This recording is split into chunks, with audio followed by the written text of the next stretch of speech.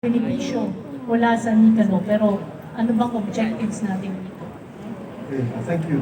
So yung NICCA, National Integrated Cancer Control Act, o Republic Act number 11215, ay naisang batas po noong Feb 14, 2019, Valentine's Day, Hearts Day, kaya po ako nakapula. So, 3 taon na po ang ating cancer law, and madami naman po tayong ibibidang progress mula po noon. At habang pandemya, nagawa pa rin po nating i-implement yung tinatadhana ng batas. So ang objectives po niya, ma-address po natin yung mga gaps along the cancer care continuum. So may na-identify po kaming 3 gaps. Yung access to diagnostics. Ibig sabihin kasama po dyan yung screening tests. Yung tinatawag nating complete diagnostics. Kasi ang dami pong workups na pinapagawa sa pasyente para po makompleto yung cancer diagnosis. Yung cancer surveillance. Yung cancer surveillance po yung series of follow-up tests para malaman po na nag-respond ang pasyente sa mga treatment na binigay sa kanya. So out of pocket po yun. Next na i-address po ng cancer, yung access to therapeutic procedures. Madami pa din pong procedures na hindi po fully nakocover ng ating PhilHealth. Kaya naman po yung ating i-address din, the gaps. And then yung last na access to medications. May mga gamot po tayo na pag wala po sa Philippine National Formulary, hindi po mapo-procure ng ating government. Therefore, hindi po may bibigay ng libre sa ating mga pasyente. So ito po yung 3 gaps na i-address po natin sa cancer law. At dahil po dito, pag na-address po natin yung 3 to, nabibigyan po natin ng pag-asa ng ating mga pasyente. Kaya nga, hope really matters. So po yung mahalaga na nasa ating cancer law, the intent and the letter of the cancer law. Well, Doc, syempre, easier said than done, no? Lahat ng mga binanggit nyo. That's why we're all here. We wanna band together and help, no? Para po maisulong ng gusto ang NICCA law. At well, talking about gaps, punta tayo sa isang gap. Si Doc Gap. Doc Gap! Well, ito positive gap to, Doc. Positive. Doc Gap, o yung PGH lang po, paborito namin, ipanawagan. Kasi sa Salamat Doc, sa Bantay Bata, naming nananawagan ng habang ng pila. So, PGH, ma'am, hindi kami makapasok, di ba? Ang daming humingi ng referral. So, ano bang may babahagi mo, Doc? Pagdating naman sa efforts ng PGH sa pagtugon sa cancer care ng mga pasyente? I think lahat ng mga pangyayari with the NICCA Act and all the efforts towards having it implemented, na tulad na sinabi ni Dr. Clark, is all about access. I think ang mga hospital dapat itong tugunan talaga. Paano sila maaabot sa lalong madaling panahon, sa madaling pamamaraan, at paano ito'y matutuloy hanggang sa ang pasyente tuluyang gumaling o maigsan ang kanyang mga simptomas. So, I think malaking parte ng Cancer Act ang pagdadala ng service sa komunidad. Yun ang mga screening procedures in the community, counseling of cancer patients in the community. At sa kabilang dulo naman, pagka umantong na sa panahon na talagang walang magawa, meron ding serbisyong inaalay ang act on hospice and palliative care. I think this is what hospitals can do, is to give the complete range of services. This is not easy to do, but I think a well-planned program and well-funded program can do this. I'll just give you an example. Pagka nag-screen ka ng breast cancer sa hospital, ng mammography, sa 100 mong screen, 1 o 2 lang makukuha mong positive. Pero nung meron kaming van na dinonate ng isang cancer survivor na may mammography at may ultrasound, dinadala namin sa Ternate, Cavite, sa Valenzuela, Bulacan, sa Taytay, Rizal. Nagulat kami na sa 70 nagagawa sa isang araw, ito ang may cancer, ito ang napipick up. So siguro yung ganong pagdadala ng mga serbisyo sa komunidad, encourages them to go and have the check-up. Kesa yung mamamasahe sila, pipila sa PJ sa napakahaba. No? So Yun lang experience yun, parang isang example lang yun na siguro pwede natin gamitin para malaman nga na access is key. And early access is early treatment. So yun po. So I think the Cancer Act will really force us hospitals to make patient-centered programs. Alam niyo naman ng mga hospital, sa proseso, because may COA.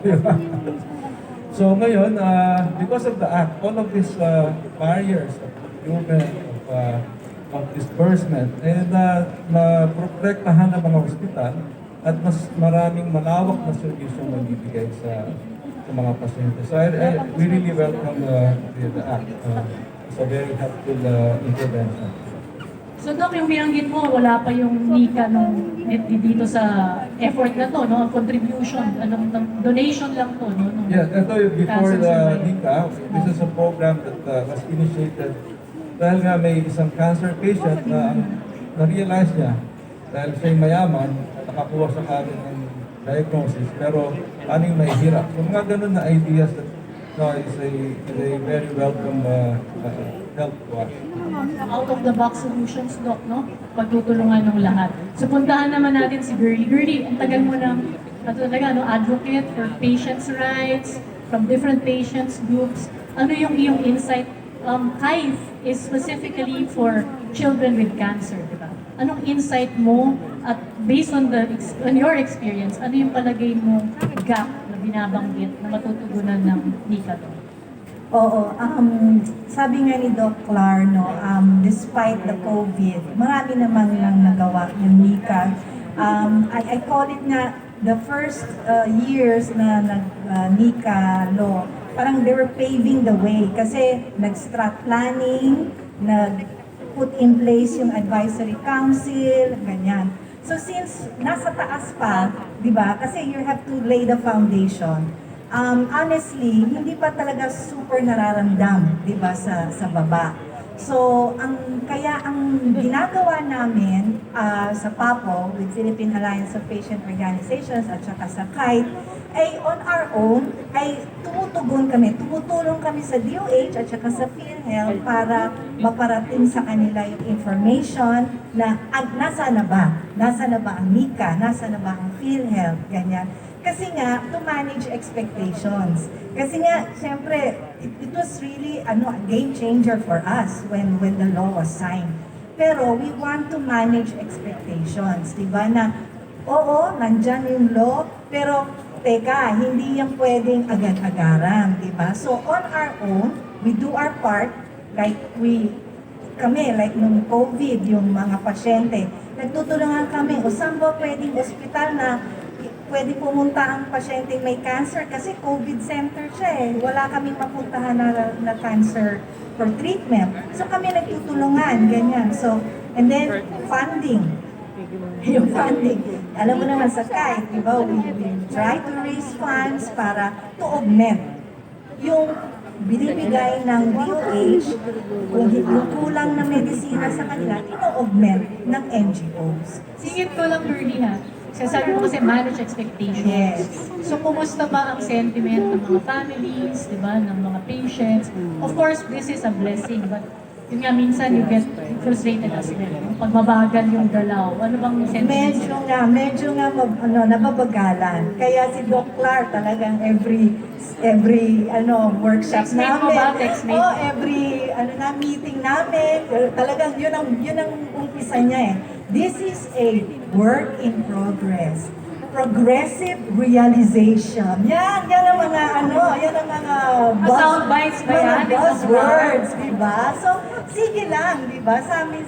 Para siyang, sige, umuusog siya, mas dahan-dahan, pero kasi kailangan naka-lay down yung foundation para hindi siya palpak. Di ba? Para hindi siya palpak. Pero, yun na nga there's hope. Di ba? This session is really about hope, and we don't want to kill the hope. At saka ano naman, no, kaya nga kailangan po tayong lahat ng tulong. Kasi kung si Doc Lar lang, naku, walang mangyayari talaga. Ano, Doc Lar? Mangangayayat ka, saka ka... Tumaba nga ako. Ikaw talaga, kakasabi ko lang para maawa sa'yo, buhay at hindi, pero kaya kailangan po tulong nating lahat. Kasi hindi talaga kaya ng isang sektor o isang tao. Pero ito pong suki natin, si Doc Ish. Doc Ish, baka ikaw naman meron kang tinatagong benefits na dyan sa PhilHealth kahit wala pa yung NICCA law. Ano ba pwedeng makuhang benefits ng ating mga cancer patients? Opo.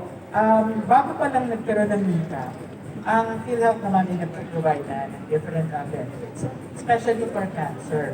But of course, pagdating nga ng NICCA, it's a welcome development, and pumasok pa yung UHC. No? So parang nag-complement yung dalawa. Marami nang nagawa, but admittedly, marami pang sila.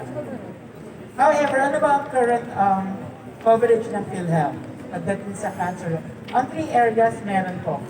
One is, although very limited pa sa ngayon, under our primary care, kasama po yung sa screening test, particularly for the colon, for example.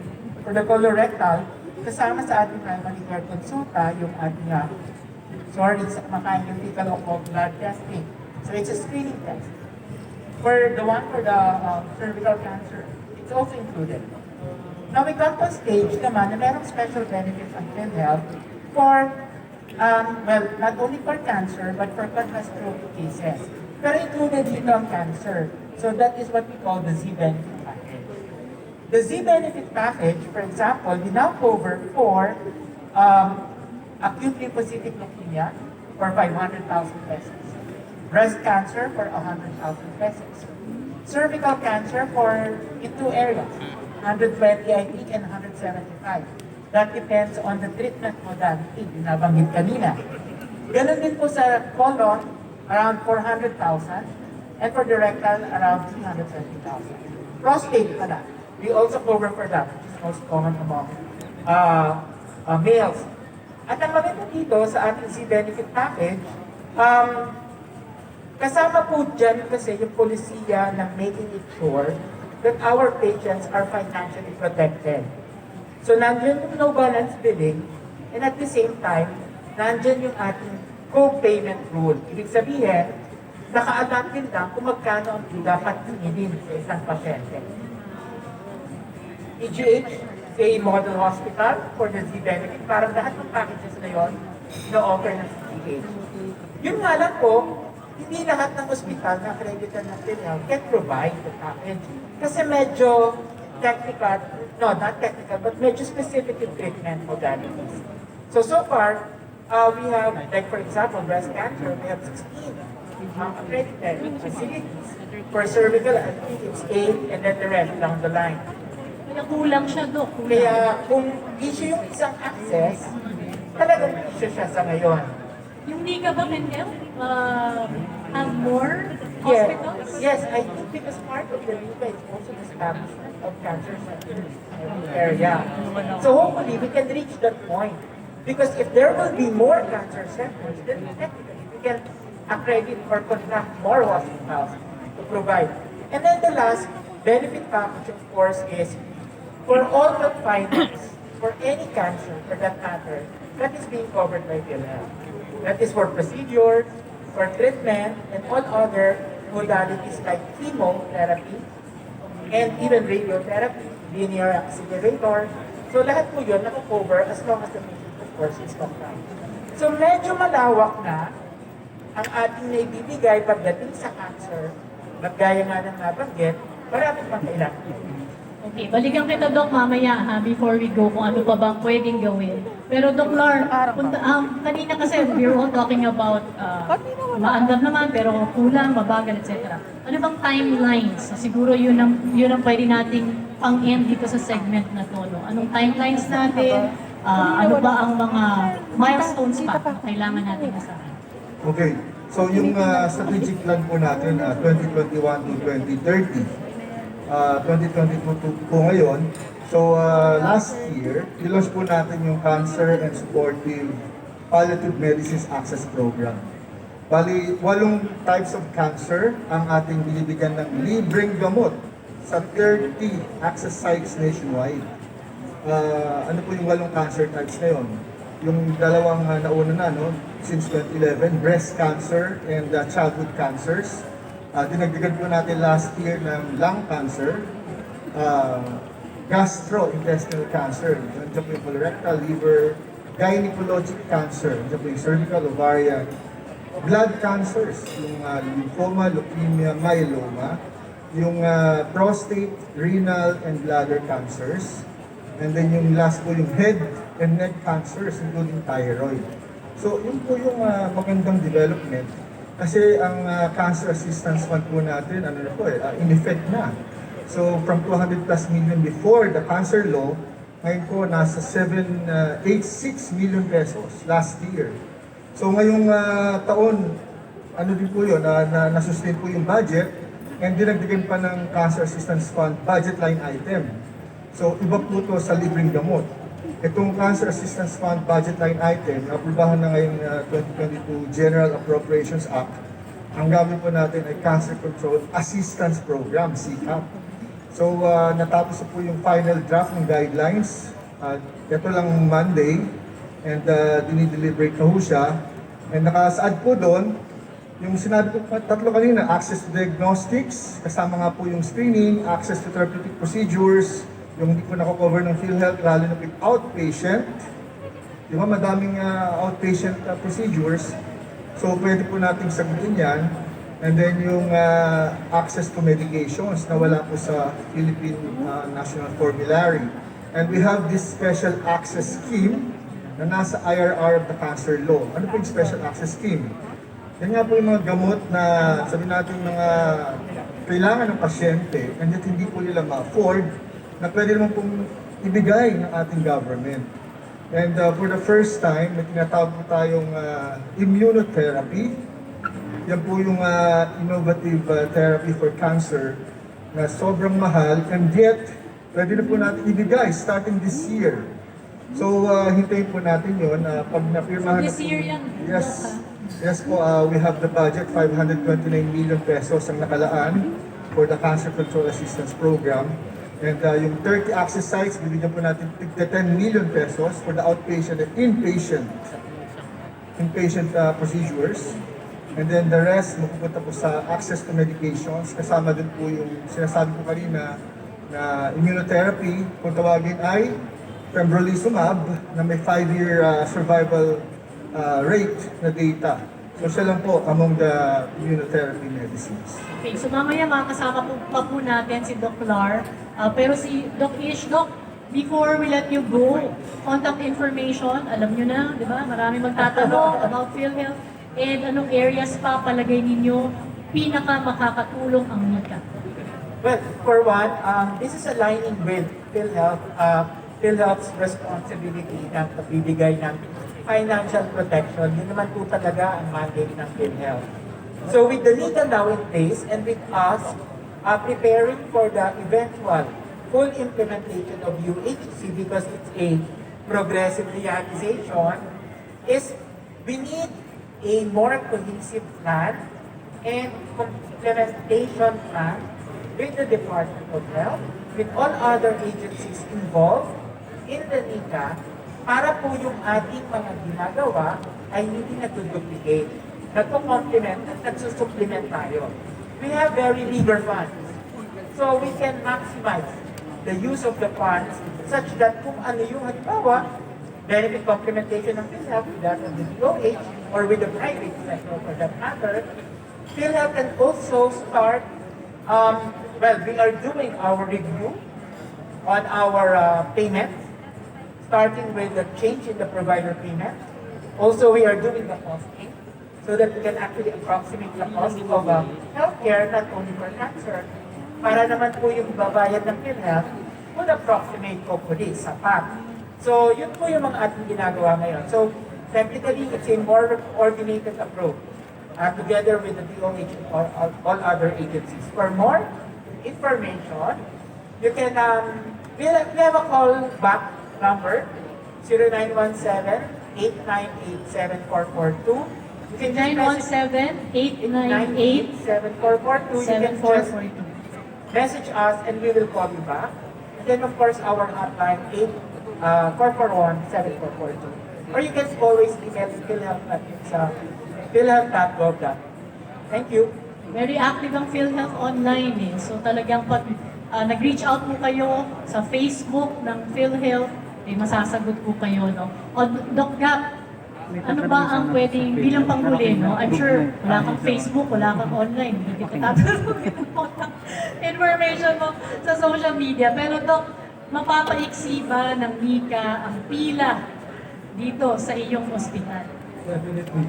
Definitely, pagka mas maraming sentro ng hospital ang nag-o-offer ng full complement ng mga serbisyo, hindi na sila pupunta sa PGH o sa malalaking hospital dito sa Manila. Just to give you an idea, PGH sees 60,000 cancer patients a year. Yun po ang pila bago mag-pandemya. Nung nag-pandemya po, 25,000 ngayon, bumabalik na ng 45,000 for 2021. Ang gastos po sa karagdagan na tulong na binibigay ng DOH is additional 400 billion para lang po masiguro na mabigay ang mga gamot at serbisyo sa kanila. No? So talaga pong an integrated act, cancer act would really distribute the burden and make sure that the services are made accessible. Ang isang bagay pa po siguro in establishing cancer centers, no, mapapadami sa bansa, paloob po sa Cancer Act ang allowing private-public partnership projects para magtayo ng cancer center. And I think this is a very good move to make the government have a less burden in establishing good cancer centers, but still government owned. So, yun po siguro yung ways that I see that the NICCA will really make the line shorter for us. Without NICCA pala, Doc, mahirap yung PPP? Pwede naman ho, but the law already included that as part of the option of the hospital administrators to employ as a strategy. At least another out-of-the-box Yes, solution. yes, we were very happy to see that. Okay. Girlie, ikaw, kailangan ka magbigay ng contact information, then ang daming nangailangan ng tulong, no, ng mga kapamilya. And again, ano ba ang pwedeng, ano ka ba, buntong hininga kahit paano, nung umasa ang NICCA? Oh, definitely yung mga pasyente talagang looking forward to this. And then, ang role ngayon namin mga pasyente ay bantayan ang implementation ng cancer law at saka magbigay ng feedback kung ano ba yung nangyayari sa ground. So, kung gusto nyo po sumapi sa amin ay onevoicepapo@gmail.com at papo.ph. Yun po yung aming website. Thank you. Ayan, so narinig po natin sa atin pong mga experts. So thank you to all of our panelists. So nabigyang linaw din po ang halaga ng NICCA at kung ano nga po ang pwede nating makuhang tulong sa PhilHealth and of course sa grupo nila Girlie and even sa PGH. No? So mamaya magbabalik si Dr. Clark. Ang pagsulong po ng NICCA ay hindi lamang para sa cancer patients, kundi para po sa bawat Pilipino na maaaring tamaan ng sakit na ito. So bagamat sabi nga po ng ating mga panelists na kulang pang implementasyon, ang pinakamahalaga po ay may pag-asa dahil umuusad naman at ang bilis, no, ng pag-usad nito nakasalalay po sa pagtutulungan nating lahat. So for our last panel discussion, join us